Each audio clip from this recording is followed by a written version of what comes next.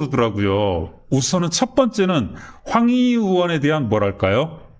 동정심? 아니면 황희 의원 편을 들어주고 싶은 마음이 뭐냐면 왜 나에게만 이러느냐. 그러니까 지금 국민들에게 쟁점이 되고 있는 사안이 부동산 문제도 있지만 또 한편으로는 기저에서 분노에 불을 끼얹는 게 이제 아무래도 보안수사권 이야기를 하지 않을 수 없는데 보안수사권 폐지에 대한 갖가지 지금 대안들을 내놓고 있잖아요. 뭐 김용민, 뭐 김승원, 서영교 뭐 이런 의원들 계속 제가 봤을 땐 좀 얼토당토하는 대안들을 내고 있는데 그에 대해서는 왜 아무 말 안 타가? 제가 봐서는 그래요.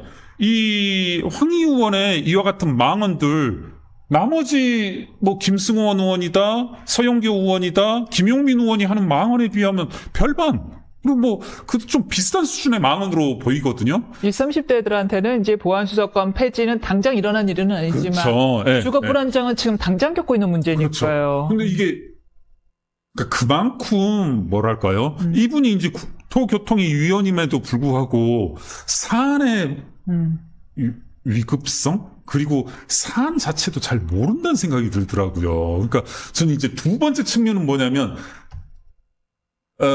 정말 이분들 특히 민주당 이 황희 의원뿐만 아니라 민주당 의원들 대통령실조차도 정말 부동산에 대해서 모른다. 제가 이 자리에서 분명히 말씀드리지만 이재명 대통령, 김용범 실장 우리나라 부동산 세제를 몰라도 너무 모른다. 지금 무슨 말씀이냐면 제가 그간 했던 말씀에 대해서 조금 이것도 부연할 수 있는 내지는 사례가 될 수 있는 발언인데요. 똘똘한 한 채 얘기를 다시 꺼내지 않을 수 없는 게 여러분 지금 아무도 언급하지 않은 것 같은데 만약에 우리들 중에 한 분이 여러분들 중에 한 분이 펫버스를 샀어요.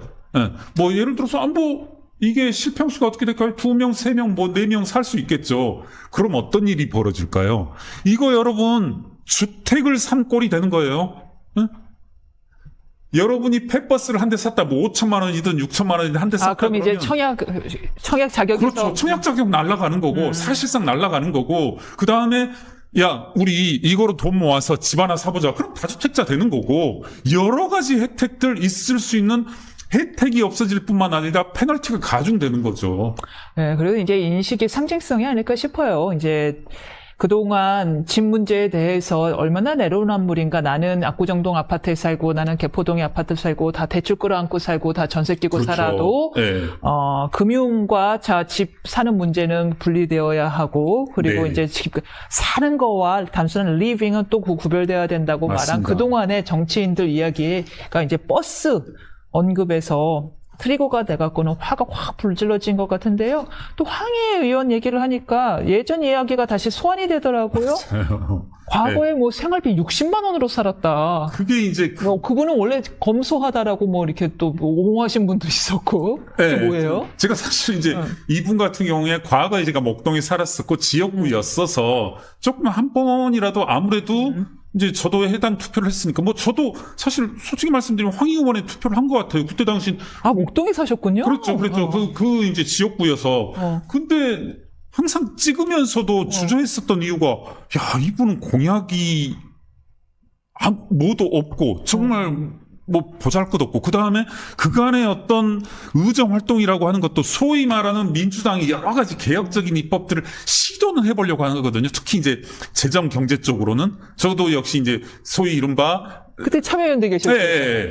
그러면 이분은 항상 아니 정말 이건 제가 증거도 다 들이댈 수 있는데 다 반대예요. 뭐 재벌개혁적인 경제개혁적인 이슈에 대해서 항상 반대 입장을 표했던 분이신데 그것도 지금 그런 거죠. 제가 알기로는 이분이 이 장관으로 임용이 되면서 실제 이제 수행을 하셨고 문체부 장관. 네, 문체부 장관. 재산 신고 과정에서 소위 말하는 이제 죄송합니다. 왁구가 맞으려면 틀이 맞으려면 월 60만 원 생활비로 써야 되는데 그래야만 이제 본인의 이 소득과 재산이 아구가 이빨이 맞아 들어가는 건데 어떻게 60만 원으로 살 수 있냐고요. 그러면서 이제 보면 드러났던 것 중에 하나가 국회에는 병가 사유를 제출하고서 스페인 가족여행을 떠났다든가. 어머나. 예, 예. 그리고 제가 알기로 아마 이것도 맞을 겁니다. 뭐 공교육이 뭐 충실해져야 되고 뭐 공교육이 정상화돼야 된다. 뭐 이렇게 하면서 본인의 자식들은 차 사고를 한 학기, 예, 수천만 원짜리 이제 예, 이렇게 사립고등학교에 보냈고 이런 것들 보면서 좀 모르겠습니다. 적어도 제 기억으로는 이분이 뭐랄까요? 조금은 공공선에 부합하는 그런 의정활동으로 오르내린 적이 한 번도 없었던 것으로 기억을 해요. 진짜로. 황 의원이 이제 물론 해명을 했습니다. 그거는 비서진 실수고, 그리고 60만 원만 썼다는 거는 그냥 카드 결제만 보고 기자가 임의로 12분의 1을 했을 뿐이다. 네. 그거 외에 카드로 결제 안 한 보험료, 월세 등등해서 내가 월 300원 썼다. 근데 이제 1번 내역이 없다라는 네, 거고, 네. 2번 근데 당시 따님과 사모님이 미국에서 유학 중이었대요. 맞아요. 근데 어떻게 그게 그래 정말 300만 원이라 하지언정 그걸 어떻게 충당했을까 하는 의문이 여전히 남았죠. 그랬더니 네. 공립학교를 다녔다. 라고 했다고 합니다. 참 이분들이 이 버스도 그렇고 예. 참 이 부동산에 대해서 모르면서 뭐 조자룡 헝칼 휘두르듯이 이재명 대통령을 비롯해서 이렇게 막 휘두르는 게 아니 나는 모르는 것까지는 괜찮아요. 예, 근데 예, 제가 예. 화가 나는 건 선민의식이에요. 맞습니다. 뭐든지 간에 우리는 적용 안 받고 니들만 적용받아 하는 그렇죠, 거. 그렇죠. 너희들은 가분개로 살고 행복하게 예. 여기서 펫버스에서 즐겁게 살아. 나는 전세 맞아요. 끼고 사고 나는 대출 끼고 살 거야. 예. 야, 그 선민의식에 화가 나는 거죠. 뭐, 보안수사권 폐지돼도 나는 적용 안 받을 거야 라는 자신감이 있으니까 그렇죠. 저렇게 밀고 가는 거죠. 아니 정말 이 사안에서도 개가지 붕어를 떠올리지 않을 수 없는 거죠. 네, 갑자기 저희가 좀 갑자기 좀 흥분을 했는데. 아니 근데 이게 예? 화가 나죠 국민들이. 아니 뭐 정말 이런저런 말씀 다 하실 수 있는 게 이제 저도 이제 이 관련 사안으로 여러 뭐 민주당 쪽 패널과도 이제 서로 뭐랄까요 대화도 오가고 어쩌고 하는데 정말 현실을 몰라도 너무 모른다. 지금 이제 이재명 대통령이 혹은 청와대에서 한 말이 이거잖아요. 야, 이번 세제 개편안 집값 잡으려고 하는 게 아니라 조세정의 확보 차원이야. 그러니까 이 소위 말하는 초고가 주택 소유자 뭐 0.4%로 대별되는 이 사람들에게만 이 과세 부담, 조세 부담이 주어지는 거지. 다른 사람들은 오히려 줄었어. 이렇게 하는 말에서도 전 정말 이 사람들이 뭐랄까요? 몰라도 너무 모른다. 아니, 조세정의를 부르짖으시려면은 일단 이 대통령께서 그럼요. 당신이 적용을 맞아요. 받았어야 되는 거 아닌가요? 맞아요. 예, 예. 당신은 1억 원 내놓고 남들은 조세정의예요? 예, 맞습니다. 예. 본인에게는 뭐 똑같은 잣대, 지금 이제 세제 개편안에 잣대를 들이대자고 하면 또 불같이 화를 내셨잖아요. 야, 내가 어떻게 산 이 분당의 주택이고 몇 년 동안 모아온 건데 어떻게 이걸 투기로 모느냐. 그리고 한 말씀만 더 드리자면, 그러니까 이제 제가 이제 민주당 패널분에게 들었던 인상 깊은, 여기에서 인상 깊은 건 저를 이제 열받게 하는 그런 거였었는데, 야, 지금 봐라. 그러니까 소위 말하는 지금 청와대에서도 그리고 주무장관도 그런 말을 하고 있는데 20억, 30억 이런 주택 소유자들한테는 종부세가 줄어들었어. 여러 가지 세금이 줄어들어라고 하는데 여러분 지금 문제는 제가 이 자리에서 말씀드렸지만 이제 내년쯤엔 지금은 기준시가에 반영이 안 되어서 세금을 안 내겠지만 노도광도 내년에 되면 종부세를 내요. 이거 뭐냐면 야 그런 사람들한테 노도광에 사시는 분들한테 종부세 예를 들어서 100만 원, 200만 원 내라 했을 때 그렇게 말할 수 있겠냐는 거죠. 제 말씀은. 야 원래대로라면 너 400, 500 냈어야 되는데 이번에 우리가 세법을 바꿔서 1, 200 낸다?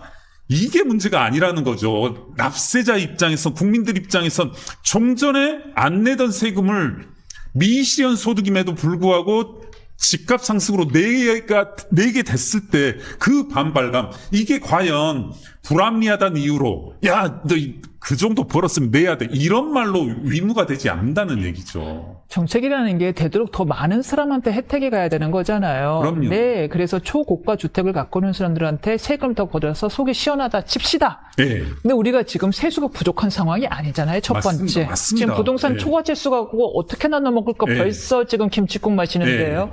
첫 번째, 속 시원하다 외에는 엄청나게 드라마틱한 효과가 있는 게 아니에요. 네. 두 번째, 그렇지만 그런 부작용은 무엇이 있느냐. 예. 비거주 1주택자들에 대한 종부세가 확 늘어난 바람에 아, 전세 물건이 사라지고 월세 예. 물건이 사라진다. 지금 언론 보도 속속 나오더라고요. 괴로움을 겪는 사람들이 훨씬 많은데 예. 지금 이게 누구에게 좋다는 건지 예. 전 정말 모르겠어요. 그렇죠. 그러니까 그 세금 조금 더 걷자고 모든 더 많은 사람들이 괴로워야 되나요? 지적하신 것처럼 딱 하나잖아요. 야, 부자들 세금 더 내게 됐다. 소위 말하는 0.4% 세금 더 내게 됐다. 단 대통령은 조금 내고 예, 예. 이건데, 아니, 저는 이제 조금 더 날카롭게 나를 세워보자면, 그러니까, 비거주 1주택자뿐만 아니라, 거주 1주택자라도 200만 원 세금 내는 게 여러분, 그게 즐거운 일일까요? 세금 내는 걸 쉽게 얘기하는데, 노무현 대통령 때, 이 강남 2주택 보유자에게 내게 했던 세금이 종부세였고, 그때요, 여러분. 강남 2주택자들이 실제로 냈어야 됐던 종부세라고 하는 게 천단이 아니었어요. 그리고 네. 또 말씀 주셨는데 그때 종부세 때가 위헌 여부가 다퉈지면서 헌재에서 예. 종부세 자체는 위헌은 아니나 네네. 재량권의 범위 내나 다만 거주 목적으로 오래 살고 있거나 아니면 추가 소득이 딱히 없는 상태에서 오래 보유하고 있는 사람들에게도 과세를 하는 거는 헌법 불합치 위험이 있다라고 네. 해서 예, 맞습니다. 오래 보유한 사람들에 대한 종부세를 네. 빼줬던 겁니다. 맞습니다. 그런데 네, 이번 네. 정책에서 그거를 다시 또 도입을 하게 되면은 헌법 불합치 위험이 있는 거죠. 그렇죠. 그리고 이제 저도 황당했던 게 저도 이제 언론 보도 통해서 알게 됐는데 예를 들어서 이 부분도 언급을 해야 될 것 같아요.